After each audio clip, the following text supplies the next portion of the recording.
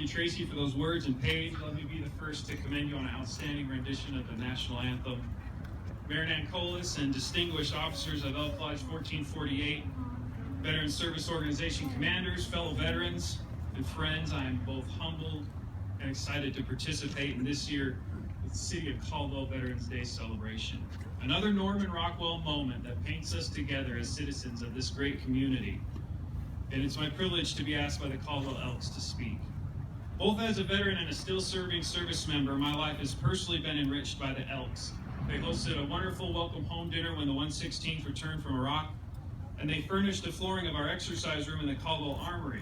This might seem like a small gesture, but it has made a true, tangible impact in the quality of our daily lives more than you would imagine. And it hasn't stopped there. Every year, the Elks are championing the cause of the veterans. Our gathering here today, in fact, is a testimony to the Elks' drive to promote civic engagement and ensure that the fire remains alive for events such as our annual celebration of Veterans Day, versus becoming a community who tacitly blows on the embers of veteran recognition, which has become all too common in communities like ours as they grow bigger.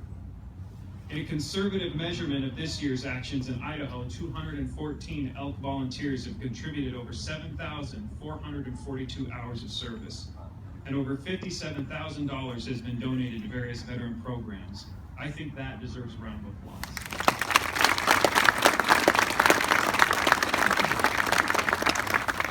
Let me turn now to this amazing historic building that we've gathered at today. Over the past 3+ years, I've witnessed firsthand the evolution of the old library growing into the Caldwell Veteran Memorial Hall. When the idea was first volleyed across the meeting of our city council, it sounded like the most altruistic, unique, and just plain cool way to repurpose 1101 Caldwell Boulevard.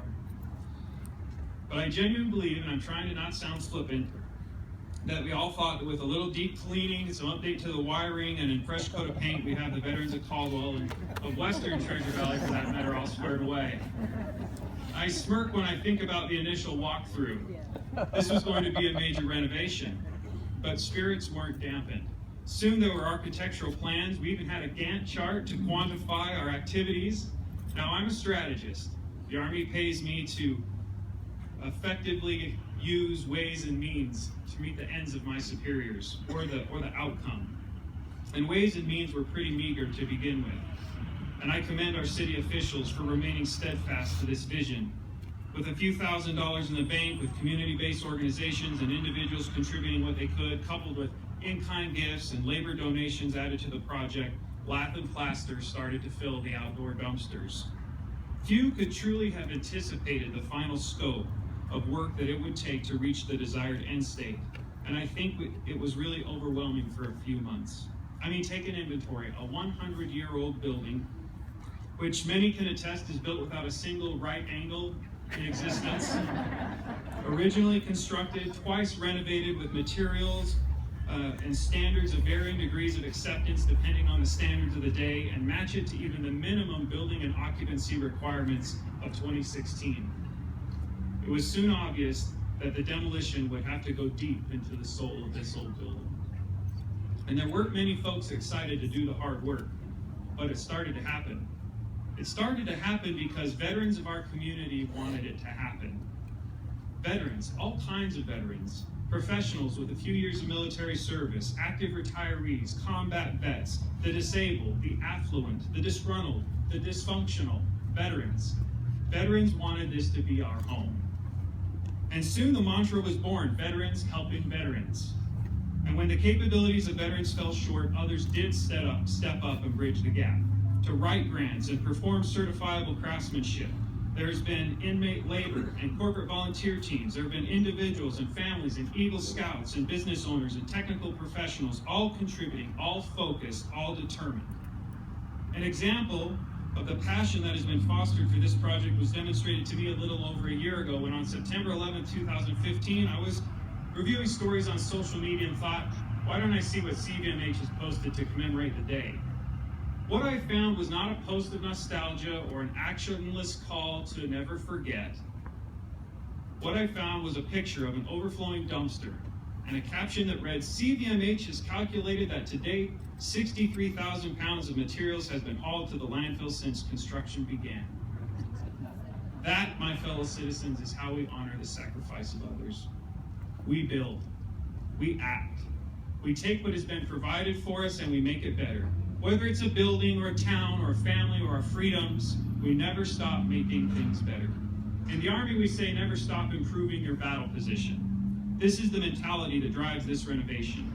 But I can assure you that it is not haphazard, quite the opposite. Consider the painstaking attention to detail that planed to millimeters off the original hardwood floor in order to make it level and remain part of the building, or the installation of energy-efficient period windows. Each room of this hall already has a story. And as I've walked through this building, what I'm overwhelmed by is, in addition to the precision planning and attention to detail, there is an undeniable dedication to structural integrity and a zero tolerance for compromise. But those are the characteristics of our veterans. That is the personality they add to our community. Whether those lessons were learned in a ship's mess or a foxhole, unwavering integrity, a passion for taking responsibility, respecting one's word as their bond, never quitting, never leaving someone behind. That's what we've been conditioned to expect from our veterans. And that conditioning has been set because of the example of those incredible people leading this Memorial Hall effort. When you walk through this hall today, you'll see something interesting on the lower level. There is an original beam that runs nearly the length of the building and is responsible for bearing the weight of almost 50% of the entire structure.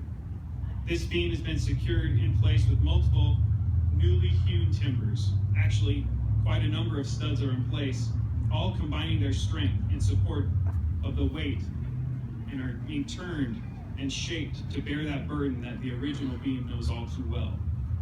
I share this as an analogy of sorts, because this is what is happening in the veteran lives in our community.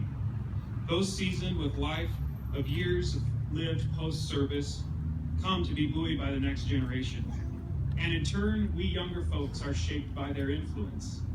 Understanding and addressing the generational gap that exists between us is vital to the longevity of both veteran service organizations and veteran health as a whole. The greatest generation who stormed the beaches of Normandy and the black sands of Iwo Jima, who also built an economy and advanced us as a nation in every industry, have shared their last full measure of devotion.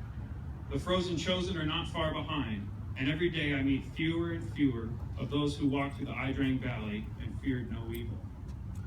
The Cold War servants are often hard to identify, and so few are seen from the ranks of those who liberated Kuwait. It is essential, however, that we connect. I am frustrated that post-9/11 veteran is even a term, and I am one. It puts us in danger of alienating ourselves inside the veteran community. When I was in Iraq, I was leading soldiers who were born in 1990, and I had a difficult time connecting to them. I felt out of touch. Today, technology has shrunk the geography that distances us. Social media keeps us in real-time connectivity of the daily ongoings of our buddies. Some critics may theorize that the value proposition of veteran service organizations has expired, but they could not be more wrong. This undertaking that we are witnessing is not the Caldwell Veteran Social Club.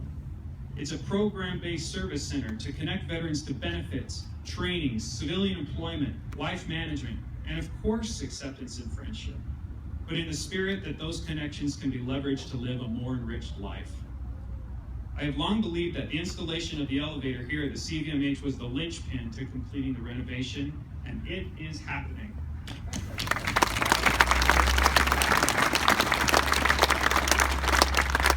Very soon, the success of 1101 Cleveland Boulevard will not be quantified in materials disposed of or cubic feet of concrete.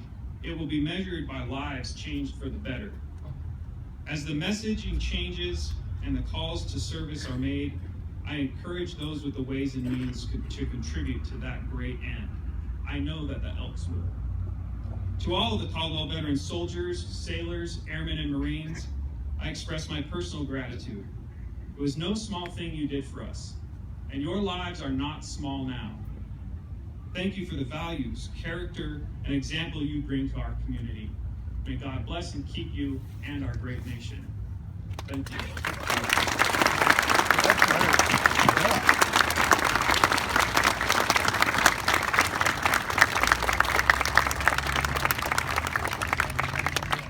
Thank you, Noel.